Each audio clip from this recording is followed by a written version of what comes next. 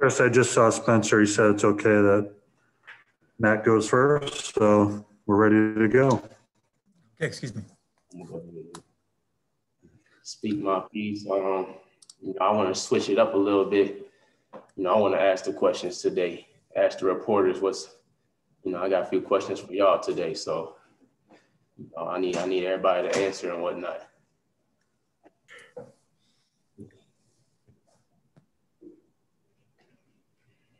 You got a question for the group, Matt? Oh yeah. When everybody ready, I guess, is you starting on me, I guess. Well, yeah, I'm the reporter. We gonna start on me. So my first question is, how did everybody get into reporting? What was this always your dream, or what? How y'all get into it? Big giant question out there from Matt Hankins to the group. How did you get into this profession? Anyone want to take it? Yeah, I'll go first. There you go. All right, I'll go first, Matt. I played high school football. I wasn't good enough to go anything above Division III football, and decided that I still wanted to be a part of it and cover it. And that was an area where I was pretty good. So that's what I decided to go with it. I'd been working in newspapers since I was 16 years old. So that's kind of how I got involved in it. We'll throw the same question out there, Matt. We'll take this one from Leah Van. Leah, you got an answer for Matt? Yeah, so I'm new to the beat. I'm Leah Van from the Gazette.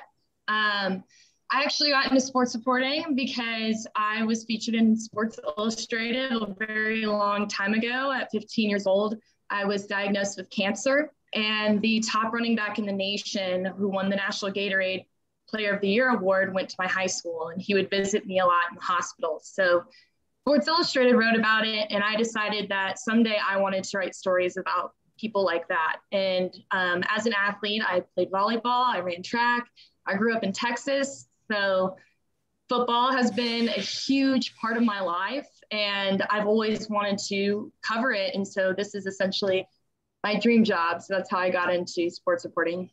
Very cool. You doing all right? Well, we're still ahead of schedule, so we'll take the third answer from John Bowenkamp, a third perspective from the Wise Owl. Go ahead, John. Matt, I grew up reading newspapers. We were a household that had a morning newspaper and an afternoon newspaper delivered, and I thought it was what I wanted to do. I was a big sports fan, wasn't that good of an athlete, so I thought I like writing, like being a part of it. So that's why I've been doing it since I graduated from Iowa in 1988. Okay, that's very cool. Very cool. Let me see. I got one more question. How many stories do y'all write a week? The question from Matt Hankins: how many stories do you all write a week? I'm sure that answer might vary, but Pat Hardy, you want to take a stab at this one? Yeah. Can you hear me, Matt? Yeah, I can hear you well. I try to do at least one or two a day, and try enough to just keep the audience engaged. And in response to your first question, one of the reasons I got into journalism was because I was terrible in math, and I could actually get a degree in journalism without having to take any math. Okay. And that was part of it. So, I mean, I guess everybody has their story, but yeah, you got to try to at least do one or two stories a day just to keep the readers engaged. Okay. Now we're about ready to get started. So let me ask you, how long have you been thinking about those questions? Is this a profession you've considered? Nah, not for me. I don't like to write too much. I mean, I can do it when I have to, but if I don't have to, I choose not to. But, I just started thinking about it after practice. I was like, let me switch it up today. Let me ask you guys a question. They always asking us and whatnot, so. Well, I'm glad you did. I learned a few things about a couple people on here.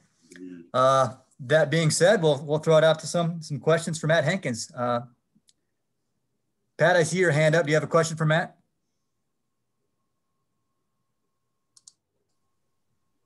Yeah, Matt? Yes. Yeah, I just, as a senior leader on this team, do you approach it a little different this year? I mean, being one of the senior leaders on this team, is it any different for you how you approach things? For sure, being a senior leader, I'm more experienced. So really my job out there is just being the coach, like the player coach, really. So, because, it's different hearing it from the coach, but you hear it from one of your own peers, you might take it in a little bit more, so. The next question, Matt, is from Scott Docterman. Yeah, Matt, I think you might end up becoming the first Iowa player to ever to start games over 5 years. What was that process like for you in late December and early January when you're deciding whether to give the NFL a shot or to return, and why ultimately did you decide to come back to Iowa? I decided to come back because, it's still a lot of my game I can work on, and, my weight and whatnot, being more physical and things like that. So, I decided why not stay another year. I have the opportunity to, so I can improve the chemistry with the team. It was good last year, so it can only get better this year. So that was the whole idea, the whole plan. The next question, Matt, is from Tom Kakert. Hey, Matt, how much did you lean on Coach Parker when you were making that decision to come back, and what was his advice to you during that process? Really, I didn't lean too much, to be honest. It was really just between me and my family and my trainer back home. But, his advice was whatever I did, he was going to support it. When I told him that I was coming back, he was just extremely happy that I was coming back. I'll be able to help out with the players and, things like that, I guess. Matt, the next question from Leah Van. Yeah, Matt, I was reading through some stuff yesterday about last summer, and you were pretty outspoken about your thoughts on everything that went down. And I was just wondering where you're at now and what your message is to fans this season with regards to the social justice status in America and, Chris Doyle leaving the program. My thoughts are the same as the last. We kind of moved on from that. It's nothing to move on from, but you got to do what you got to do. You feel me? We discuss it as a team. We know where we stand. So together we are one. We all got different backgrounds and whatnot. So everything not going to be the same, but as long as we respect each other's decision and whatnot, I feel like nothing can go wrong. Matt, the next question from Pat Hardy. Yeah, Matt, kind of piggybacking off that. Have you seen a lot of change? Do you think things are a lot different now compared to where they were before that stuff all happened last summer? A lot of positive change? I can't speak for other teams, but for our team, for sure, a lot of positive change, most definitely. The next question, Matt, from Mike O'Brien. Matt, now that we can count journalism out, your bio says you're a business major. I'm just curious, life after football for you. Obviously, you hope there's a professional career there, but what are your interests, of getting into? What career path would you hope to take with that degree that's not football? I'm looking to do clothing, real estate, property build up, investing, things like that. Just try to get multiple sources of income any way possible. The next question, Matt, is from Scott Docterman. Yeah, Matt, over your tenure, no Power 5 program has more interceptions than Iowa. Over the last 3 years, no team in the country has given up fewer yards per play than Iowa. You return everybody in the secondary. What can you guys do as an encore to get better and to improve upon those numbers, which are among the best in the country? The way I think there are 2 ways to do, either continue to rise or to fall from that.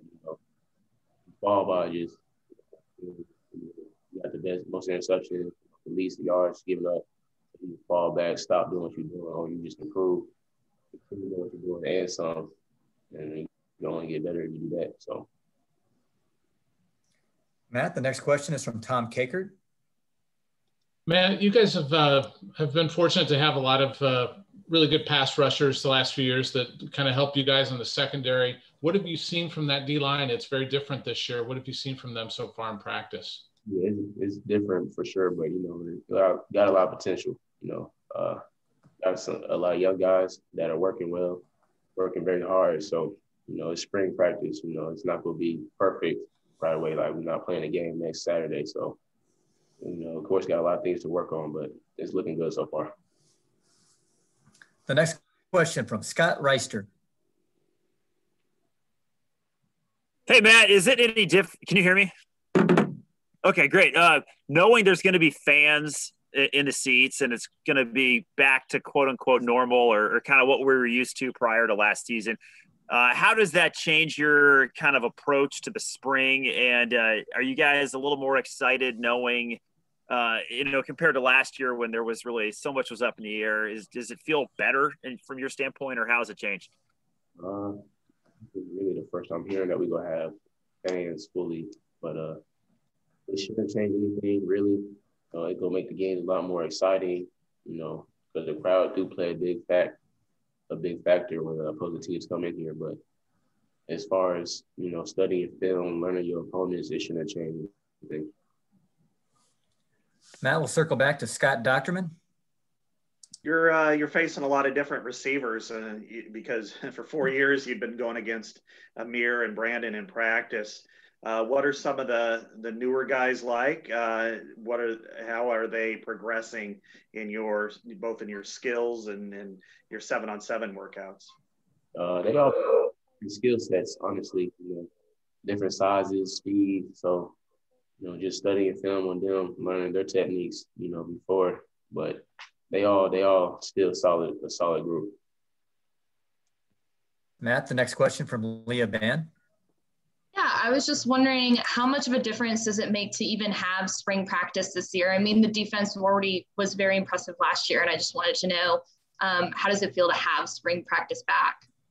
It's huge because last year we didn't have it, so we missed out on a big developmental period. So this year for all the young guys, because last year, for the freshmen last year, this is their first spring ball. So they didn't get to have that period where they got to work on their techniques and all that. So we finally get to do that. So it's a huge thing to have it back. Take the final question from Matt Hankins from Grant Becker. Matt, thanks for flipping the questions on us. I hope you keep doing that this season. We're going to talk to a couple other of your fellow defensive backs today. Is there any questions that we should ask them?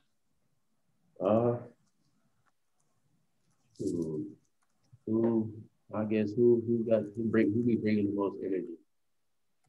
Merriweather, Moss, Koerner. Yeah, that's a good question. You gotta ask them. I'm gonna always say I bring the most energy, but you gotta ask one of them.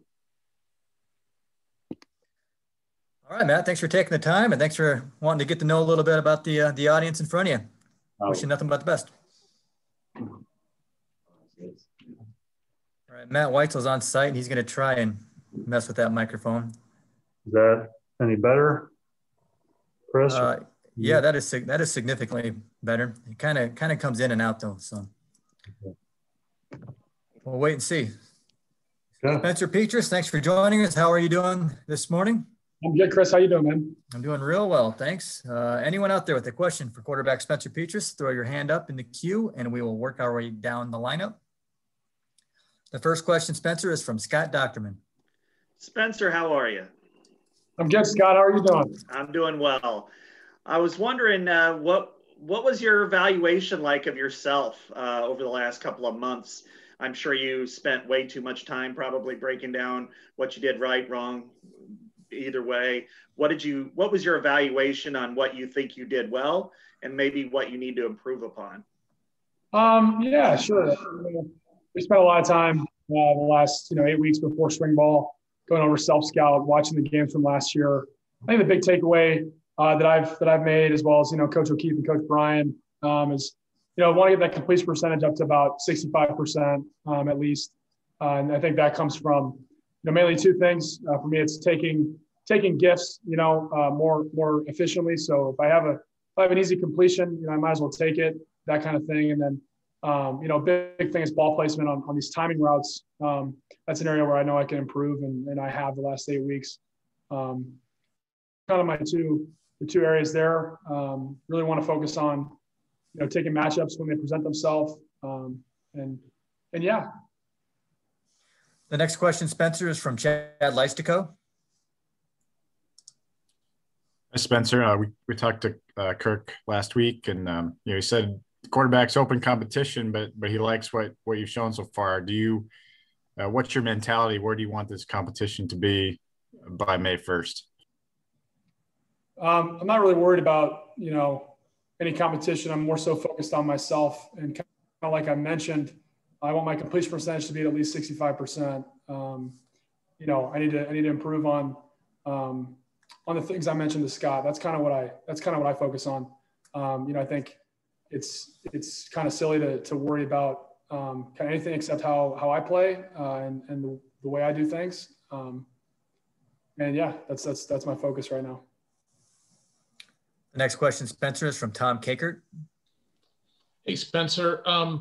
Was wondering, you know, during your film study, did you look at other guys and kind of learn from their film study? And also, what does it feel like to have spring this year, because you didn't get that last year, and how important is that for you? Yeah. So, you know, your first question, I watched a good amount of Mac Jones and him working in Alabama's offense, because I think he does a lot of really, really good stuff, you know, that I can kind of try and emulate in my game. So that was a guy I really studied, you know, the first 8 weeks of the semester. And then, yeah, spring's great. You know, spring's an opportunity for us older guys to, you know, continue to develop our chemistry and really work on our offense. And really it's 15 practices to just improve. And then for young guys, you know, a lot of time, this is their first real opportunity to get some real reps with our offense, you know, learn the system and learn how to execute efficiently in our system. So it's been great. It's awesome to be out here, and, you know, we need to continue to stay vigilant with COVID so we can continue to practice. Spencer, the next question from Scott Docterman. You know, Spencer, there was a real clear line between when you got the ball out of your hands fast, like 2.5 seconds, and then afterwards, when you had it out of your hands in 2.5 seconds or less, you completed, you know, 66% of your passes. But after that, it kind of went from there. Was that a figment almost of a script or by design? And is that next step just kind of developing more comfort and rapport with some of your receivers? I mean, I think anytime you get the ball out of your hands fast, it's a good thing for our offense. You know, Tom Brady's kind of the king of that. Like, I forget what playoff run it was. It might have been his last Super Bowl in New England. I think in the playoffs, he averaged 2.2 seconds getting the ball out of his hand. And I mean, obviously, like, you know, if you're getting the ball out fast, it means it's not a super deep route. So those are going to be easier to complete. So, you know, it's not an exact science, but generally in a concept, and just me as a player, you know, is if I'm getting the ball out on time, which is, you know, usually depending on the concept, you know, around 2.5 or lower, then we're going to be in good shape. You know, get in trouble if you hold on to the ball too long, you know, take multiple shuffles at the top of my drop. Again, depending on the concept and the coverage, but yeah, the faster you get it out, you know, the better shape we're going to be in. The next question, Spencer, is from Leah Van. Yeah, I'm kind of piggybacking off of that.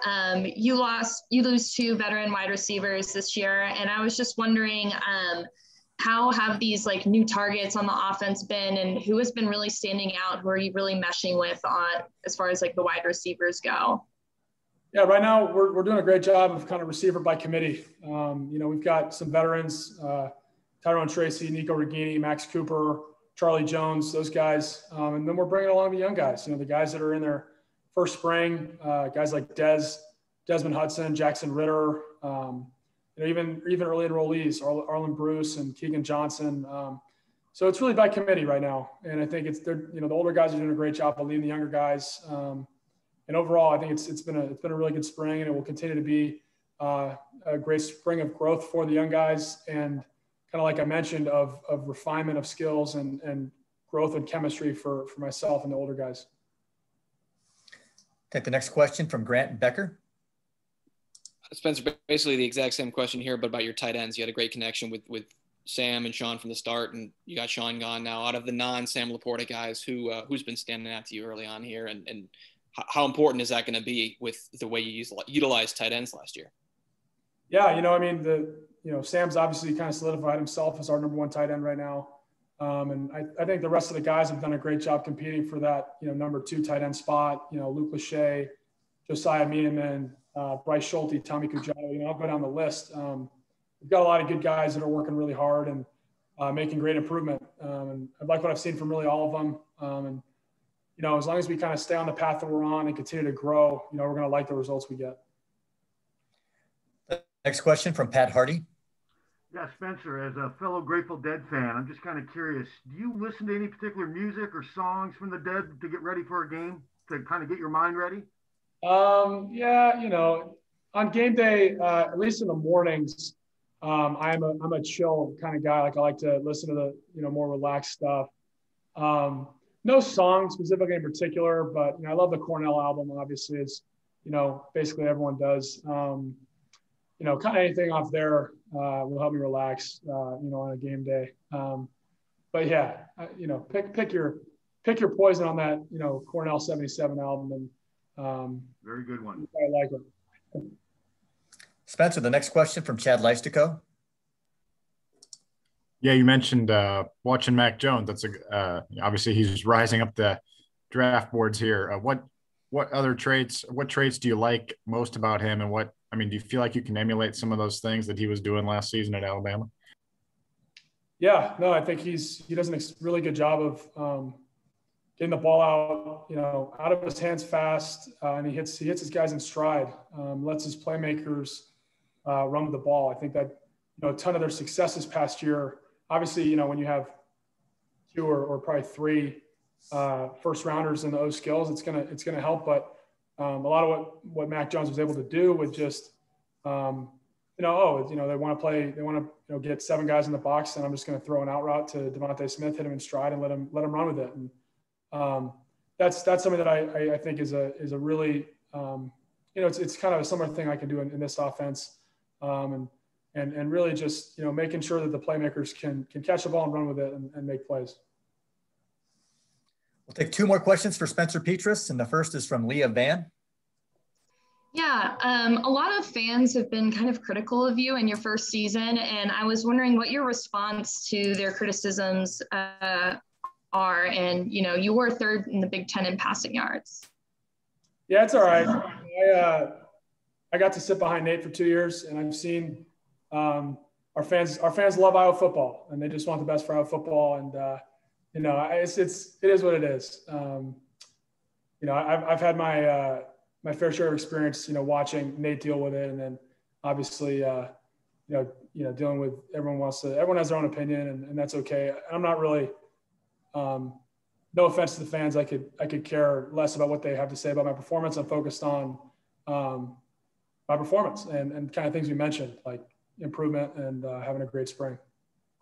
Wait, to follow up on that, I saw on Instagram you got your 2nd vaccination, and I was wondering how you were feeling. And if you have a message to fans. Yeah, I'd say I obviously recommend the vaccination so we can continue to move forward as a society and beat this virus. I feel great. Now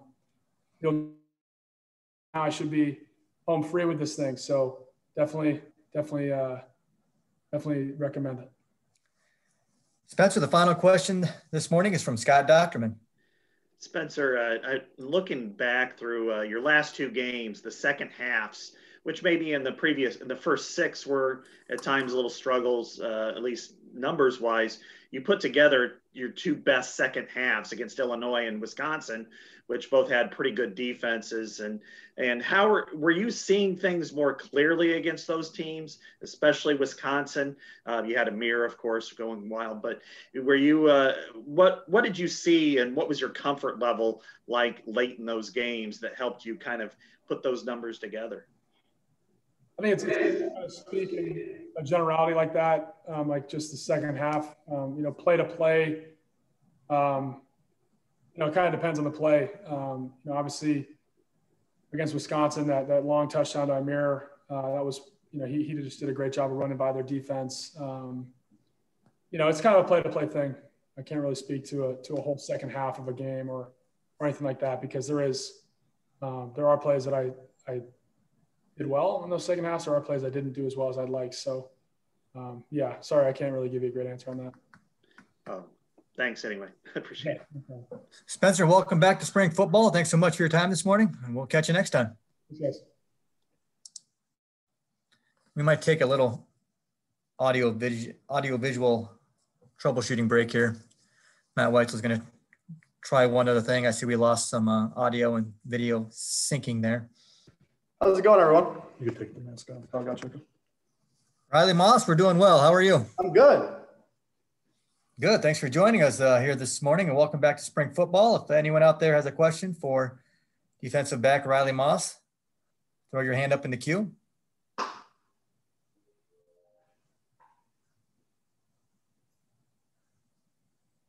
Riley, the first question this morning is from Grant Becker. Gotcha. Riley, we started by talking to Matt Hankins, and obviously he's a guy who had a choice to make this offseason with the bonus year, or he could go off and pursue that NFL dream. What does it mean to you guys to have him back and have his leadership and have so many starts under his belt to join you guys and have this experienced backfield or defensive backfield? It's really nice, having us, I guess you call it a super senior. I don't know what you'd call it, but it's nice having him back, having his leadership for sure, like you said, because you can never have too many leaders out in the field. So it's nice to have him back there, even at corner. He kind of leads the corners a little bit, me and him. So it's nice having him out there. Plus we got Jack, Dane. So we got some kids back, which is nice. The next question this morning, Riley, is from Chad Leistico.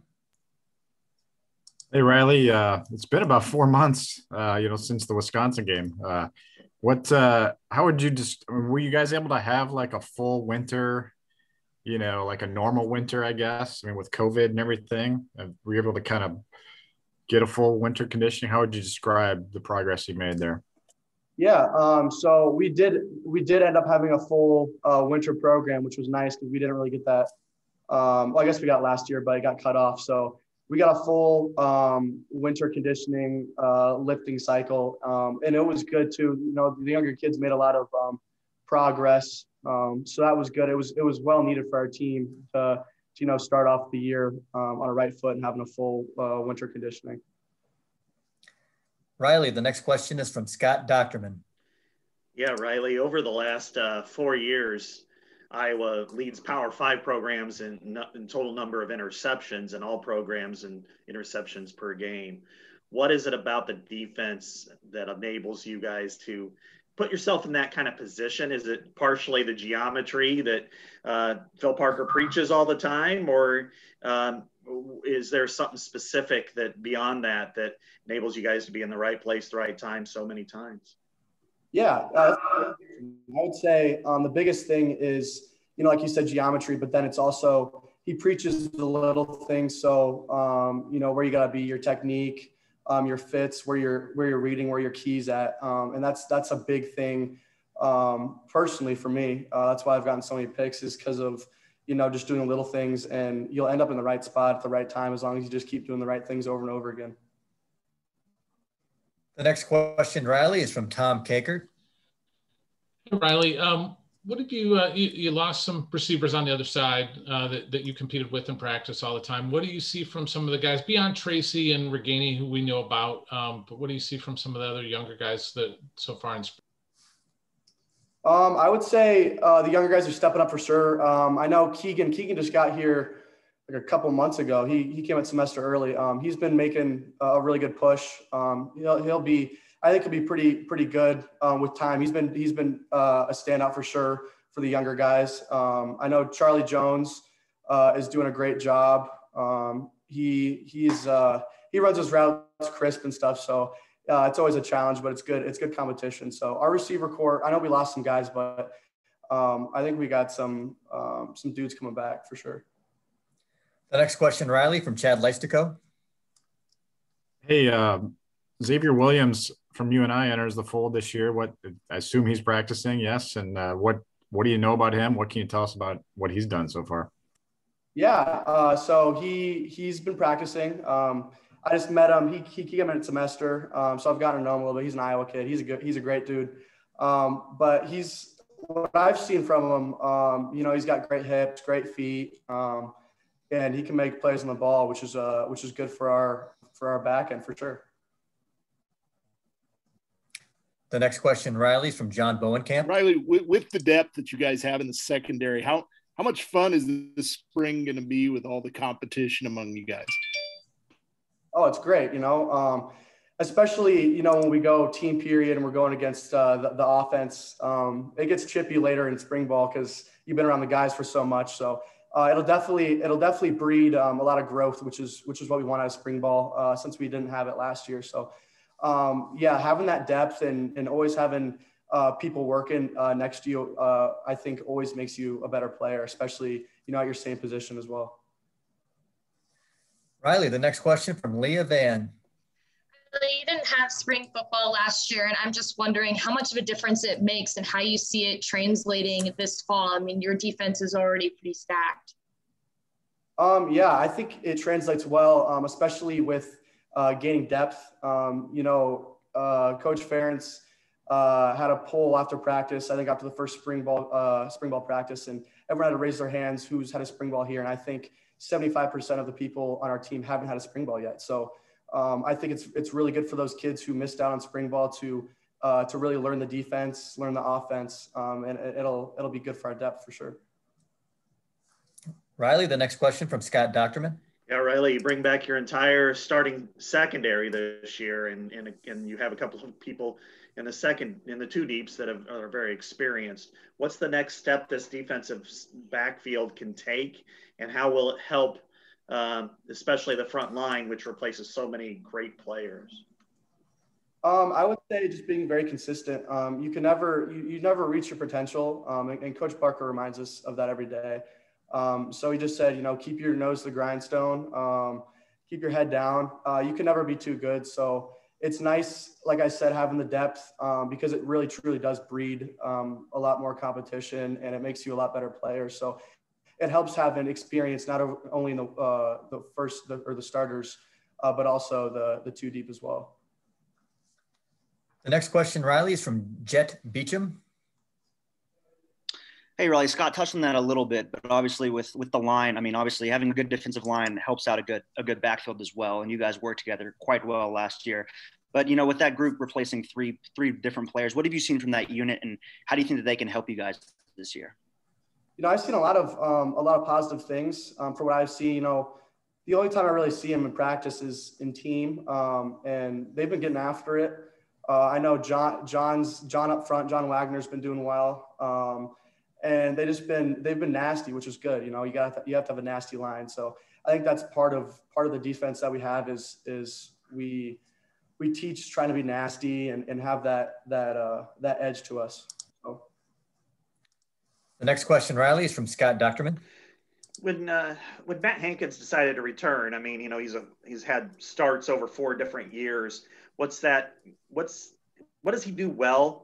And in what areas do you think he kind of helps lead or bring the secondary together? Yeah, so I think definitely mentally, he knows the defense like the back of his hand. You can put him anywhere. You can play safety, cash, corner. But then also on the team aspect of it, he's been around most of us for a long time, and he always brings energy to practice, which I think we always have the best practices when we have that energy because everyone's having fun and everyone's flying around. So I think that's a big contribution that Matt makes, not just to the DBs, but to the team. Is he going to be the one replacing Davion as the big huddle voice before games? Could be. I don't know. I guess we'll find out. All right. If there are no further questions for Riley Moss, we will thank you, Riley, for your time this morning and wish you luck as you progress through spring football. Riley will slide out and Kaevon Merriweather will slide in.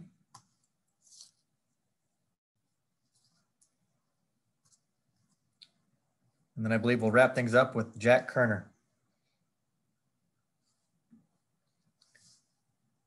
Matt Weitzel, can you hit the mute button for me, please? There you go. Thank you. Kaevon, how are you doing this morning? Doing pretty good. How's everybody else doing? Thank you. Everyone's doing well. Thanks for asking. We will jump right into it. Kaevon, the first question this morning is from Scott Docterman. Kaevon, it's good to see you.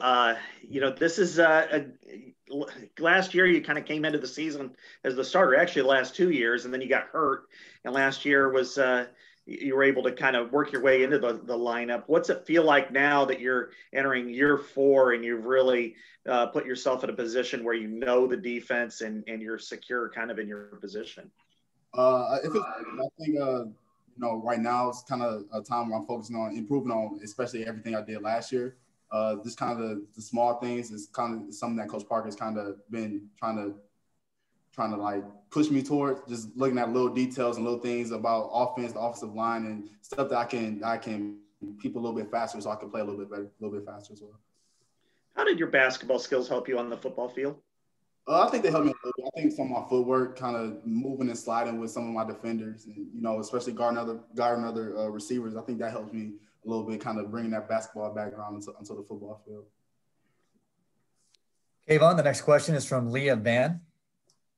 Kaevon, you were kind of one of the leading voices last summer when everything was going on, and I was wondering what improvements you have seen specifically in this program since last summer. I think it's been major improvement. I think the way that we kind of stride on being together, I think, and focus on everybody's differences as well. I think that's something that we really push towards, and also like letting the players have a voice on the team as well. I think we have a little bit more voice, a little bit more say, and we can, if we see anything that's going wrong or any change, I think we're more confident to go to our coaches and actually talk to them about those issues and see change within the program as well. I think that's one thing that's definitely changed within our program. I saw that Broderick Binns really led a lot of Black History Month programming, especially through Twitter, and I was wondering if you learned anything new. Anything new? I think one thing that I learned that's pretty interesting is that a lot of the inventions in America have came from African Americans. I think that's something that we don't really pay attention to of how many things that we've actually kind of came up with. I think I seen that the traffic light is one. Honestly, I didn't even know that the Black person actually kind of created the traffic light. And then, you have like Madam CJ. I know about Madam CJ Walker, and then like the Peanuts with, what's his name? Washington Carver or something like that. I feel like I should know that, but yes, George Washington Carver. George Washington Carver. I think there's a lot of things that African Americans have, kind of brought to America, and kind of, inventions and change that we brought that have been pretty astronomical to us. Kaevon, the next question is from Chad Leistico. Good stuff, man. How can a secondary change the game? You guys feel like you can be a dominant secondary this year? Oh, most definitely. I think we can be a dominant secondary. We have so much experience in the back end. Dane has been starting since his freshman year, and then Jack is going on his third year of starting. I'll have experience in the back end. You have Matt and Riley, two definitely experienced corners. I think when we're all on the same page and we're all connected with one another and we all seeing the same things, I think that can be a huge jump, a huge boost for our defense going on forward into the next season. The next question, Kaevon, is from Scott Docterman. Yeah, we know that sometimes a dominant defensive line can mask issues on the back end. Could you do the same thing in reverse? Can a dominant secondary help a young defensive line come together? I think so. I think allowing us having, the knowledge that we have, just locking down other defenders and understanding what we have to control on the back end. I think, don't get me wrong, a good defensive line definitely helps us out a lot. But I think when, we have so much experience on the back end, and then them being so young on the front end, I think we can kind of have that exchange of differences and be able to handle what we need to handle on the back end. I think it was against Northwestern. Maybe it was your first start last year. You came up with a really big pop near the line of the scrimmage. I could be wrong on the game, but I think that was the one. What did that do for you from a confidence standpoint, playing the position you play and just coming up and doing something like that physical? It gave me a lot of confidence, especially that being like the first game that I really kind of started and played in. I think it kind of let my feet settle a little bit, boosted my confidence and let me settle into the game, into the speed of the game and everything. I think that play right there kind of really helped me out a lot with my confidence. The next question, Kaevon, is from Chad Leistico. Hey, Kaevon, I'm not sure if you know this, but we get to talk to Ray Braithwaite tomorrow. So I want to ask about him. This was his first winter as strength and conditioning coach. Any differences in how he approaches the job? And I know winter's a huge time for you guys versus Chris Doyle. Not at all. No change at all. I think he still pushes us the same. The work are still just as hard. He still demands the same amount of focus and intensity that Coach Doyle demanded from him. So I think Coach Braithwaite is doing a wonderful job in the strength and conditioning program with us. The next question, Kaevon, is from Pat Hardy. Yeah, Kaevon, assuming you watched it and a former basketball standout, what do you think of Baylor last night? Baylor? Oh, man, they were playing wonderful. I think they were definitely connecting on all cylinders. Everything that they put up was falling. They were playing ridiculous on defense. The hustle, the intensity that they played with, I think they definitely came to play. They definitely wanted a little bit more than Gonzaga did, I think, last night. When you see something like that, does that make you miss basketball at all? A little bit. Sometimes I do miss basketball a little bit. Some of the things that people out there doing, I remember myself making plays and doing things like that. So sometimes I kind of be like, man, I wish I was still out there hooping, but not too much. The next question, Kaevon, is from Scott Docterman. Yeah, I'm not sure you could have any more thunderous dunks at the Rec like you did a few years ago. But, when you watched the Iowa basketball team this year, what were your thoughts? And did you ever think, man, I could go out there and help them at least defensively and do some things if needed?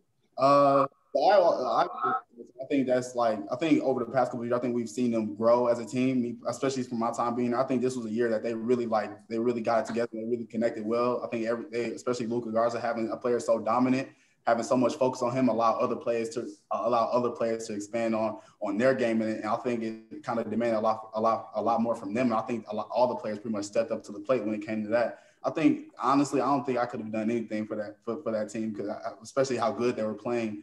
Everybody on that team, especially how good everybody on that team was playing. But I think, maybe I could have did a little something there, here and there, but probably not too much.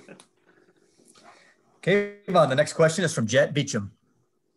Hey, Kaevon, obviously, good DBs make good wide receivers, and competition's everything in spring ball, and in order to make a really good team on both sides of the ball. What have you seen out of this wide receiver unit, especially after missing, guys like Amir and Brandon this year? Everybody's really focusing up, and everybody's giving everything that they have. I think everybody's stepping up to the plate. You have pretty much all the younger receivers, the guys who didn't play as much, trying to step into those roles that Amir and Brandon kind of left for those guys. I think they're doing a wonderful job this spring. I can't wait to see the progress that they make from this spring into the fall practice. Is there anyone that's standing out so far to you? Everybody's standing out. Everybody's doing a wonderful job. Everybody's doing what they need to do at the position. I can't really point any specifics out right now. Kaevon, we have time for one more question, and we will finish up with Scott Docterman. Yeah, I got kind of a two-parter here. One is, what does Matt Hankins coming back mean for the secondary? And the other part is, when you came in, you were a true freshman, I believe, when Hook was that moved to Cash. And what did he mean for you and watching him, and maybe how did that help you develop as a player? Matt brings a lot of experience. He's been starting since his sophomore year, I believe. He has so much knowledge of the game. He understands. He can, especially on the sidelines, when he's in and when he's out there, he pretty much knows what's going on before the play even starts. He can see alignment, see the stance of the receivers, and he tells me things sometimes. So I think him having that experience of playing in his conference and playing in his league, I think that's what is going to really help our defense. And I think, and then with Hooker, pretty much that was probably like I looked up to him like a big brother. Everything he did, I pretty much was paying attention. I always asked him questions.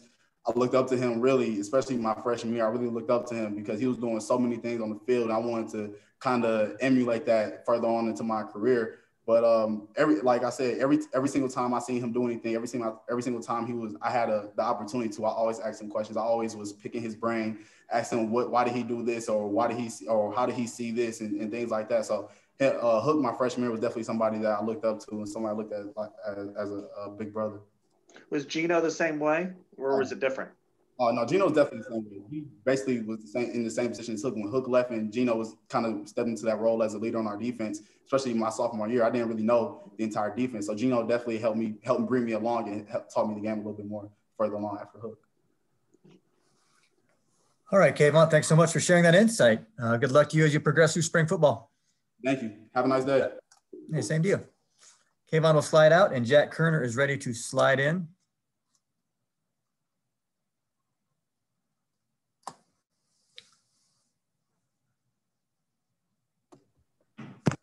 Thank you, Matt. Jack, how are you doing this morning? I'm doing well. How about yourself? I'm doing fine. Thanks for asking. Jack, we'll jump right into it. The first question this morning is from Pat Hardy. Yeah, Jack, as a Dowling grad, when did you first hear about Caitlin Clark, and were you surprised at all at how good she was this year?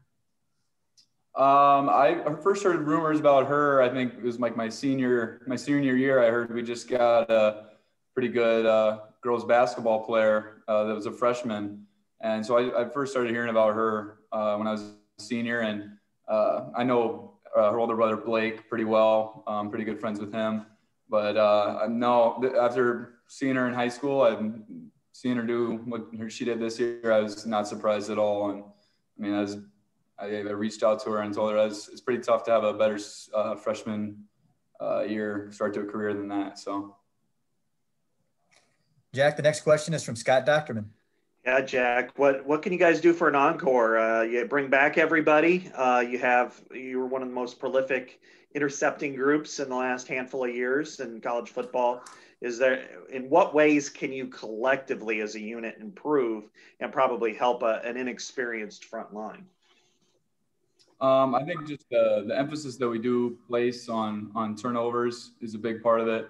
You know, the less we're out there, the less long drives we have to sustain are obviously going to help us. And you know, the front guys, they help us out a lot, getting pressure, not making us stay in coverage as long. So you know, it's our job to kind of reciprocate that back to them. And you know, if it's taking them a little bit longer to get to the quarterback, then it's our job to stay in coverage a little bit longer and also, you know, come up and fill those run gaps. But I don't foresee necessarily any issues. We got a lot of great guys, and Coach Bell, Coach Parker, you know, they do a great job of, you know, inserting guys in and doing a great job.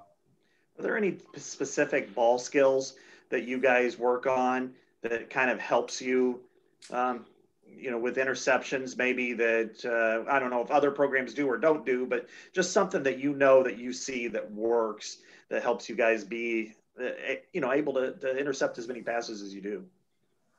In our individual drills, you know, we do place a big, you know, precedence on, you know, getting the ball thrown to us and focusing on catching the ball. And but the biggest thing that I think translates over is that we have a scoreboard, if you will, about getting interceptions, forced fumbles, picking up the ball after an incomplete pass, just things about that, just kind of get guys into the habit of getting to the ball. And so that's kind of the thing that we've, I think about 5 years ago, the coaches say they placed an emphasis on, and the results have obviously transferred over. Jack, the next question is from Chad Leistico. Hi, Jack. Curious if you knew of Xavier Williams at all. You guys are about the same age, I think. And what's it like having an accomplished guy like that kind of join a secondary that's already kind of full? I mean, how do you guys view that as leaders?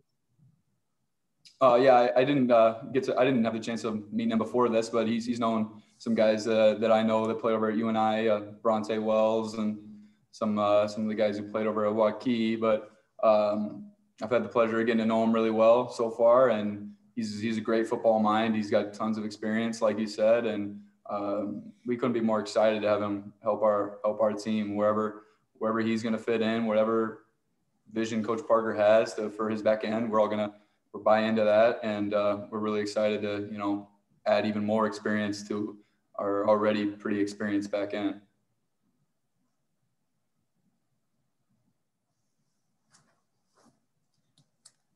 Jack, the next question is from Scott Docterman. Jack, what do you see from some of the younger receivers? You had to go against Amir and Brandon for a long time, Sean Byer probably a lot, and one-on-ones. What do you see from some of the younger players, and is there anyone in particular that maybe stands out just 4 practices into the spring?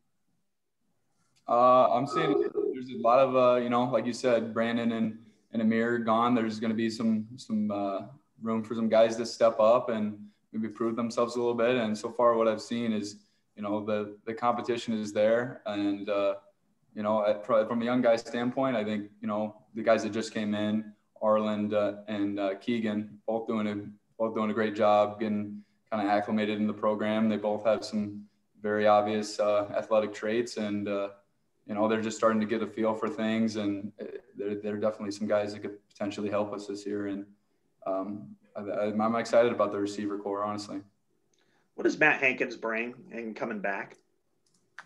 He just brings experience, leadership, and, you know, just a guy that just knows how to play defense and all the ways that all the little nuances that go into doing that. And there's something that can't be taken for granted. I think Coach Parker talks about the more guys that we can have that know what's going on rather than just being listeners, the better. And he's one of those guys that he's not necessarily waiting for a safety to give him a call. He already knows it, and we're just confirming it with him. So that's something that I definitely don't take for granted, and definitely excited to have him back. Jack, the next question is from Chad Leistico. How much command would you say Spencer Petrus has over the locker room? I'd say a ton. I mean, he's one of the most genuine guys on the team. He's a great leader, and you know, the kid, you couldn't find a harder worker on our team. So I think everybody on the team has an immense amount of respect for him, including myself, obviously.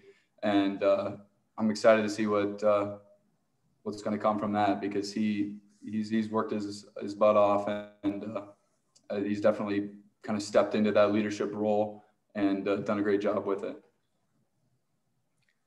Jack, the next question is from Leah Van. Jack, I was wondering what it's like having spring football back in general and how you see it translating in the fall. I know we heard earlier that 75% of the young guys haven't even had a spring football.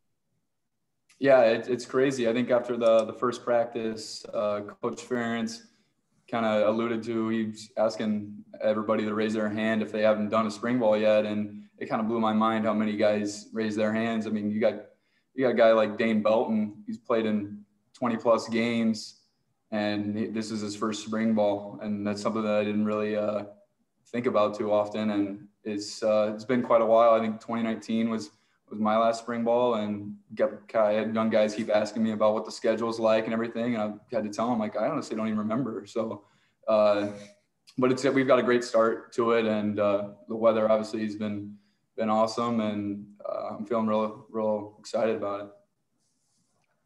Take one more question this morning for Jack Koerner, and the final question will come from Scott Docterman.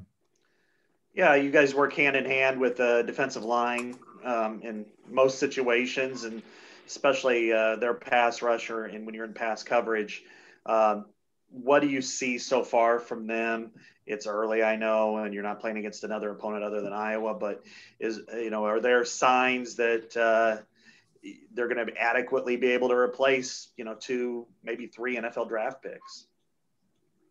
And I think that's, like I said earlier, we kind of have a great system in place that can really, that prepares guys and gets them to get on, when their time comes, that they're able to be inserted and have a good understanding of what's going on. There's never too much necessarily placed on one position. We kind of really have a whole unit mentality where everything's one working piece. So, and the guys that have been in there have done a great job. And obviously having a guy like Zachman Valkenburg come back, and this was huge for us for him to, be able to translate some of that leadership onto these younger guys that are just starting to get their feet wet. But so far, from what I've seen, a lot of these guys are doing a great job kind of seizing that opportunity. And like you said, we don't know too much about what they can do on a game-like situation, but from what I've seen on practice standpoint,